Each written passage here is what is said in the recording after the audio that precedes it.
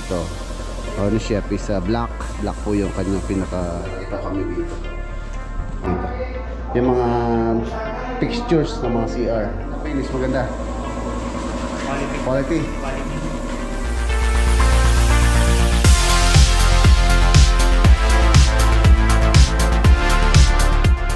Plus ko po sa screen yung kanilang FB page. Lista mo.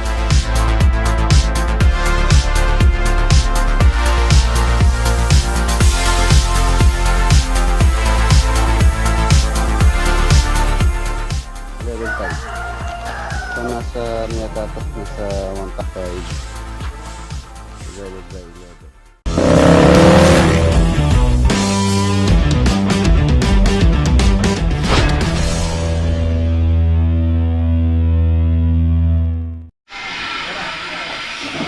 Good morning. Ayan mga boss, ano tayo ngayon? Tuesday. Martes Santo pa tayo ngayon mga boss. Ayan, yun pong magawa rito.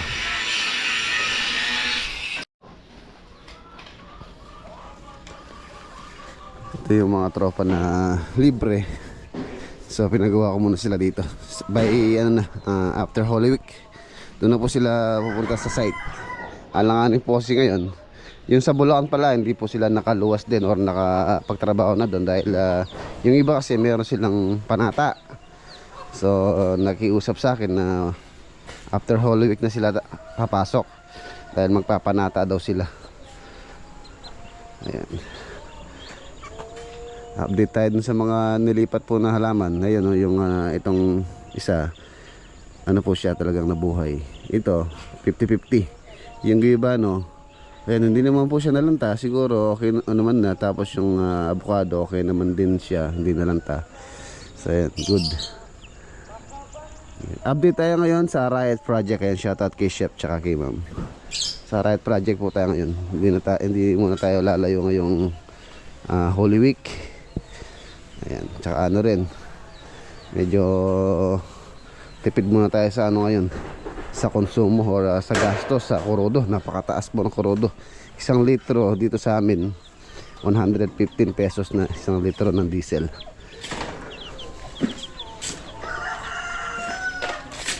Order muna ako materials para dito. Wala nang bala sinamon. Ipunan nyo tunay na. Ipunin nyo. Marami pa yan. Ayun na. Ordering ko na rin yung pangano nila dito. Pambalangkas habang libre sila. At least may matapos po rito. Para may pasok natin yung sasakyan dito sa garahe. Kasi po rito yung Jimny tsaka yung pickup ang ilalagay ko dyan. Para sila hindi nakabilad dito sa labas. Mabilis po kasi maluma ang sasakyan pagka siya nasa labas na arawan, nauulanan. So para maano din siya, mapresko yung sasakyan. Yung papasimento nga itong kanyang rampa.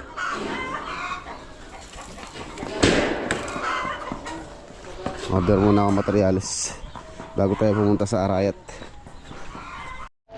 Ayan ito na po yung order ng materials. KJBL. Nangihingi ng sticker tong mga dinideliver ni JBL. Bilhin na rin ako ng pagkain ng isda, yung mga koi. Tapos pagkain ng tao, ulam namin. Yun o.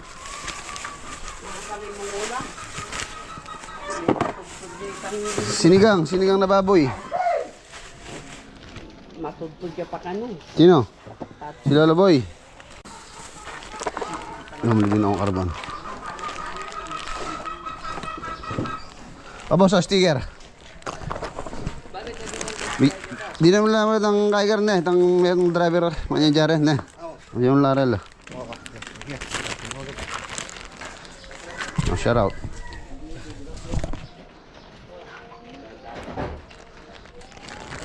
Sa warik sticker to ni, isang sticker. Sa 20 lang rin, balmetong. Ito din, gusto mo sticker? Oh, hati-hati kayo. Sakay kayo. Sa sticker pareho. Oh. Sticker. Sticker lang.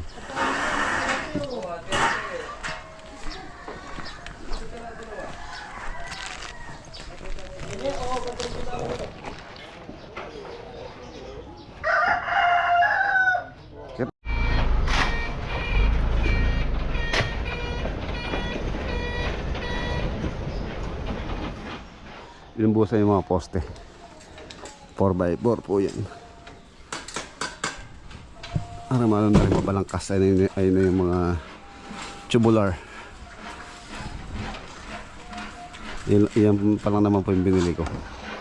Ito mga huling deliver na to. Yung mga pangbalangkas. Tapos yung pa-assemble, tingnan ko kung mamaya makabili ako. Pagkatapos natin sa Arayat, mamaya pupunta po tayo doon. So update po tayo.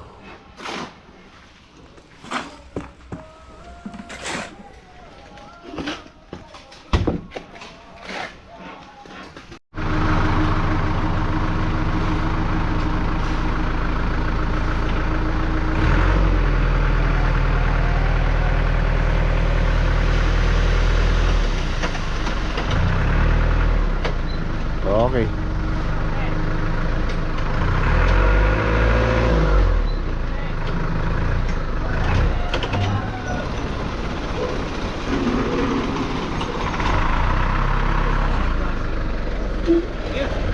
Thank you. Ayun na, nandito na po tayo. Dito po sa Arayat Project 3 unit apartment. Silipin natin sila dito. Halos saan na po rito, matapos-tapos na.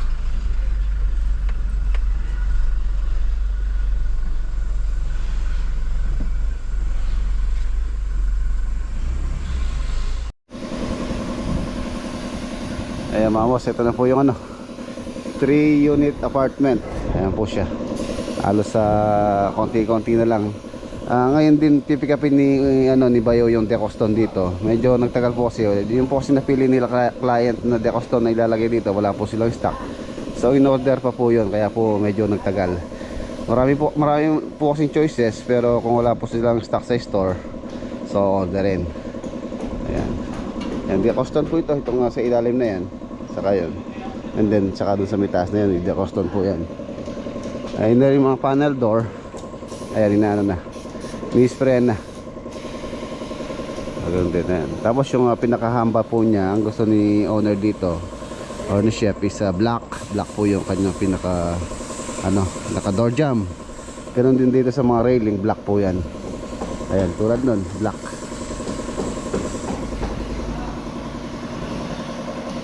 Silipin natin. At yung kulay nito mga boss, yung finish niya. Ano siya, mamula. Ito pala. Ito na yung final color dito. Tool white. Ito, ganda. Yung main door. Ito po yung napili nilang design na ano lang siya. Simple lang. Solid. Ayan, ganda ng kulay. Tool white, tapos nagano siya. Ang tawag dito, maluwal siyang tingnan, maliwanag. Isa may white. Tapos ito, mayroon pa mo tiles to. So siguro by ano na to, pagkatapos ng Holy Week. Tatapusin muna kasi sa taas. Sige pare, doon lang sa kabila pa, pare-parehas lang naman po yan.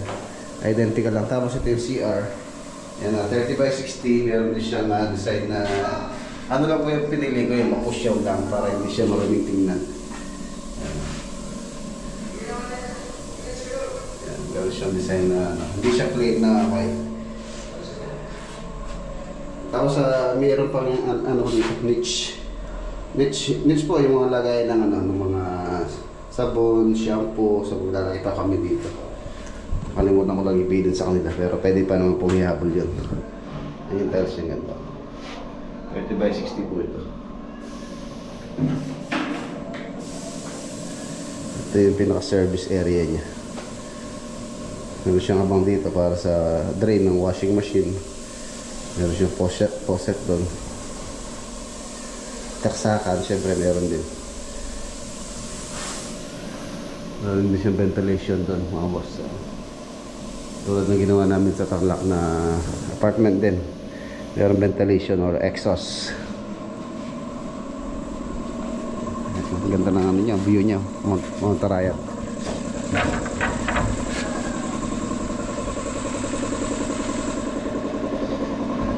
The second unit.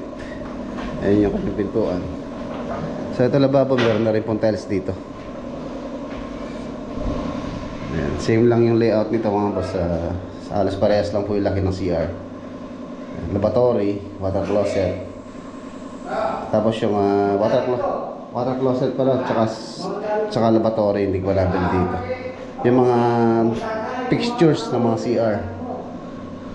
And then yung tiles po niya 6 feet or 1.8. 1, 2, 3, 4, 5, 6. Anin na patong na 30 cm. So 1.8 po yan. Tapos pintura na lang po ito. Paisenboard ceiling. Ayan. Lalo pagka nalagyan ng tiles ito, ang ganda. Nilalapat na niya pumasara yung mga pintuan. Hindi po buhos to mga boss. Paisenboard lang po ito. Pero kung bago kasi din sa sa unit, hindi mo akalain na siya, metal frame siya. Parang buhos po siya. Ang napakatatag niya.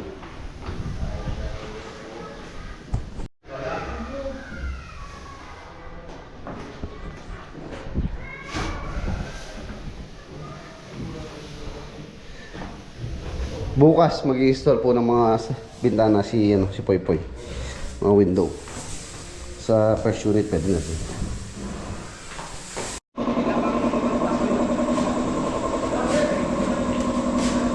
Yes, si architect ko. No, architect, ayos ba yung ano natin, main door? Maganda. Yung mga pintuan. Mga pintuan natin doon na finish, maganda. Quality. Lolong mo lang ata kami. Siyempre, quality yan, no? Napagkikita ko mamaya yung mga finish na doon. Ayan, same lang mga boss, para ka lang ayan, pinasok natin doon, parehas lang naman. Tapos niche na lang doon. Tulad na request ni owner, lalagyan natin ng niche. Architect Jello.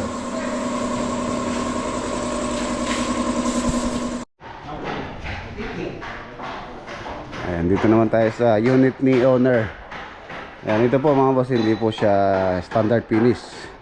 Yung pinasok natin, yan po yung tinatawag na standard finish. Kung makapansin nyo, yung mga pintuan niya, standard. Window, standard din. Height niya is 2.1 or 210. Tapos yung mga window. Ayan, yung window niya, 1.2 by 1.5. Or 1.5 pala by 1.2. Ayan, 1.5 yung lapad. Tapos 1.2 yung taas. Yan po yung standard finish. Dito, yan dito mo boss, yung door dito 8 feet or 2.4. Tapos PVC ceiling, which is hindi siya sa standard kasi halos ano lang siya, either na gypsum board or gypsum board or paisan board. Ito na pala yung mga pintuan. Yan, diba? Ang ganda, oh. Ito mga boss, ano po ito? Solid door po ito na nag-request si owner na gusto niya white. Ayan, white. White na gloss. Ayan, ang ganda, oh. English. Tapos ito yung mga flash door na pintuan sa mga kwarto sa taas. White din ang gusto nila. Flash door lang po yan, pero ayun, mukhang yayamanin. And then po, susunod na rin po ito. Itong kanyang countertop. Meron na rin po napili sila client dito na ilalagay dito. Granite. Granite po yung gusto nila dito. Tapos ito na yung hagdanan. Ayan, bali yung hagdanan mga boss, steel frame po yan. Tapos pinaklading ko siya ng plywood para magmukha siyang magmukha siyang medyo elegant. Ayan, ngayon. Hindi pa siya tapos. Nanikaklading ko po ito. Tulad nito, handle bar po yung kanyang pinaka-frame. Si channel bar. So para magmukha siyang isa lang siya. So pinaklading ko siya ng plywood para gumanda. So napinturahan yan. Ayun yung high ceiling niya. Ano rin po ito, PVC ceiling. So nandito na pala. Ito na pala yung mga window, mga boss. Ito mga window. Black din po yung kanyang pinaka-frame. Ito po yan. Tapos sa mga unit.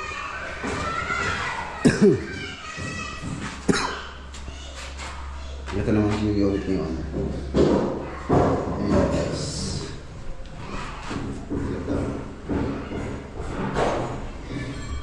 Ano din yung pinili ko dito? Yung hindi masyadong dark yung ano niya. Yung kanyang pinaka-design. Para maganda siya pagka natapos. White din. Tapos mahaba yung kanyang niche. Ganun din. Ganun yung murigat ng babon eh. Gagawin na lang po rin. Yung natin sa taas naman. Yung chandelier niya dito mga boss, ano pa yan. Bale sila owner na daw yung bibili niyan pag-awi nila. Kasi di pa tapos to. Mahuhuli to. Kumagdaan na to, mahuhuli yan. Tiles na rin, no? Ayan. Yung kanyang fix. Wala ito mga boss, magiging ano yan. Parang skylight para maliwanag po. Meron siyang ganyan dyan. Design ni Architect Glad. Kasi ito na yung kayo. Ito na yung kwarto. Ayan, black. Ang gusto nila owner. Tapos pin light. Black frame. Yung pang pin light. Black and white. Hindi ko lang kung may power na to. Ayan na.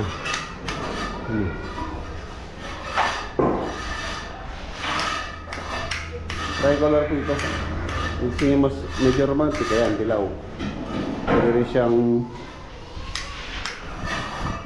siyang ayan, white. Then full white. Wah, ganda. Pero mas maganda ito. Kulay dilaw, mas romantic. Tapos dito yun. Yung ilaw na rin. Ganun din, white din. Ay, white. Black frame. Kanilang terrace. Ganda oh. Mount Arayat.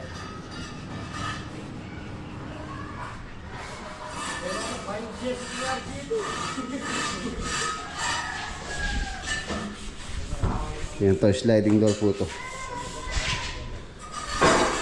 Ganda. Tapos doon yung headboard nila. Habang nakahiga ka rito. Ayan, kita mo yung Mount Arayat, napaka-presko.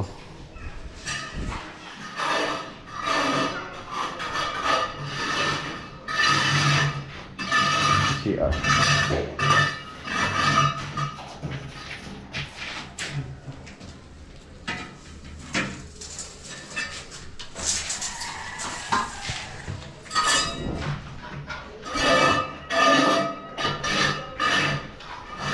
BBC.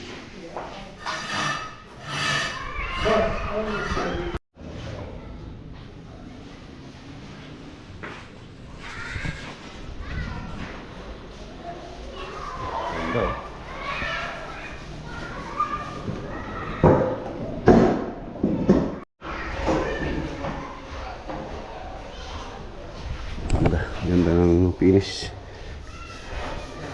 Ito na yung mga diac stone.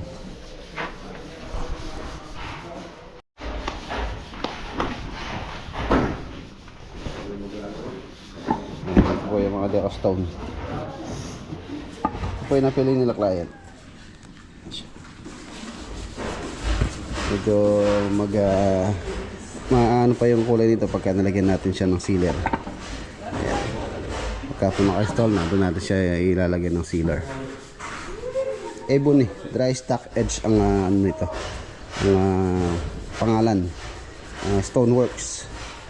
Sa obra ko po in-order yung mga deco stone na nilalagay natin.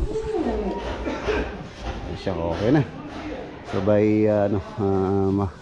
after Holy Week.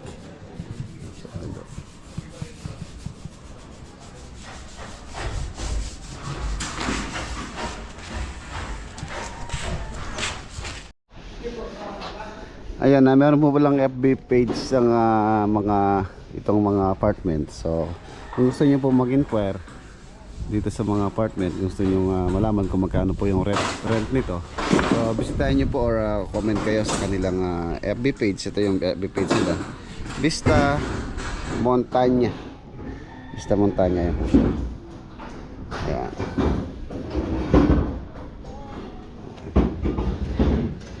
So ayan, i-flash ko po sa screen yung kanilang FB page, Vista Montana.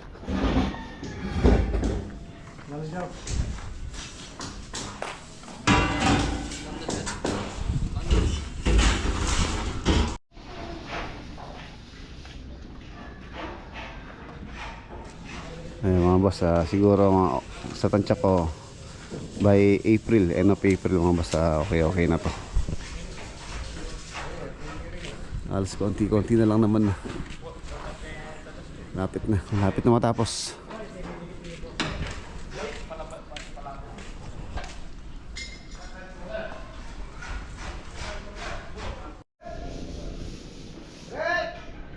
Okay, let's go.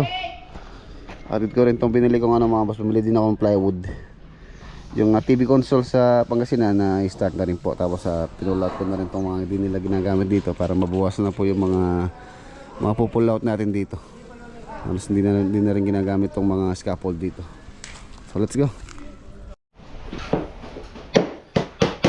Ayan mga boss, nag-half day si Master Denden. Gagraduate daw yung anak niya. Graduate ang na para? Boss, ito na po yung TV console na gagawin namin. Ito yung plan ginawa ni architect. Ayan. Ito sukat. Simple lang gusto nila nila Kuya Manuel. Ito po yung design niya. Bali pa skwala lang siya. Meron siyang dito yung pinaka shelves patayo. Tapos meron siyang ilaw ng detalye. Labas mga boss, na balangkas na yung yung ating garahe. Ang ganda, so close. So yung pintor nag-update, graduation po daw, ay nakabalangkas na po siya. Bukas ipinturahan ko tong bakal, primer natin. Tapos nagpabili na rin ako ng kibayo ng tawag dito, Tyson board, yung 12mm. Primer bukas. May ilagay na po yan para hindi siya nahihirapan sa taas. Tapos yung hagdanan dito. Hagdanan. Dito ko pa lalagay yung hagdanan niya, access niya. Ano pa naman po dito? Pwede pa dito. 80 cm yung kanyang pinaka hagdan. Bodega sa taas to mga boss. Lalagay ko dito yung ating mga gamit, tulad ng mga fishing natin, yung mga gamit sa pang fishing, yung mga air gun. So dito lahat yun natin lalagay para hindi nakakalat. Isang pwesto lang.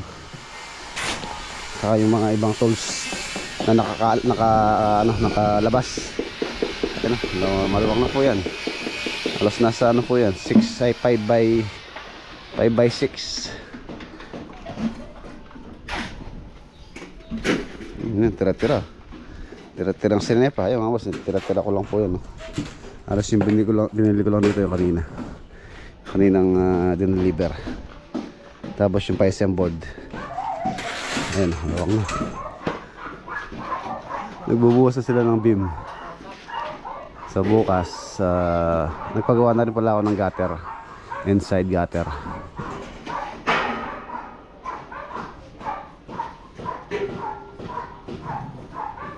Yes.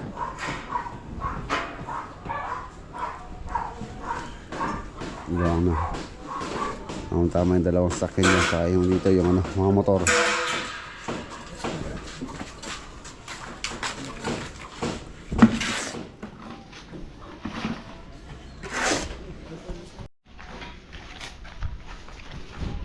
Dito na yung ano, halagay bukas. 11 pieces. 1, 2, 3, 4, 5, 6, 7, 8, 9, 10, 11. Ayan po yung kapal niya. 12 mm. Ayan. 12 mm po, okay na po yan. May mas makapal pa po dyan yung 18. Ang ano naman ng 18 mm, mas medyo mabigat. So, sa ganyang spacing naman yun. Alas 1 foot. So, maganda na po yun. Matibay na yan. Magkano isa niyan? Tingnan natin yung resibo. Dali, isang peraso.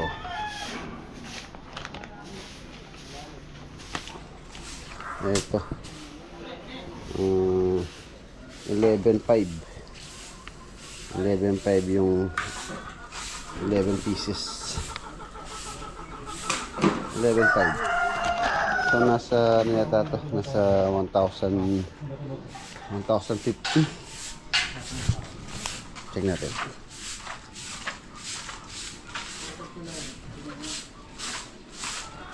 $11.5 divided by 11. Halos nasa 1,050.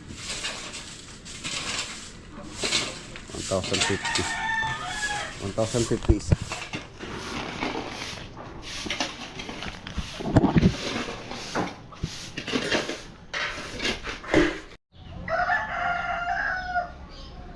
So ayan na mga boss, alas 5 na.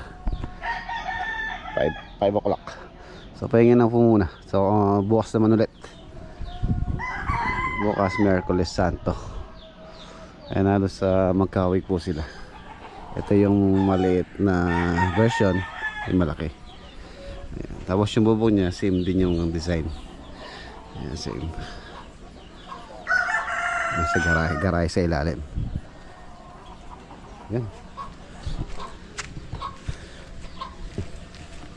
Silipin natin yung ilipat na halaman. Ay, binabati ko pala ng maligayang kaarawan si Maring Maria Dayaw. Ayan, birthday po niya ngayon. So, happy birthday, Mars Maria Dayaw. Ayan. Yan o. Medyo mainit pa. Ayan, alas 5 po, mainit pa rito.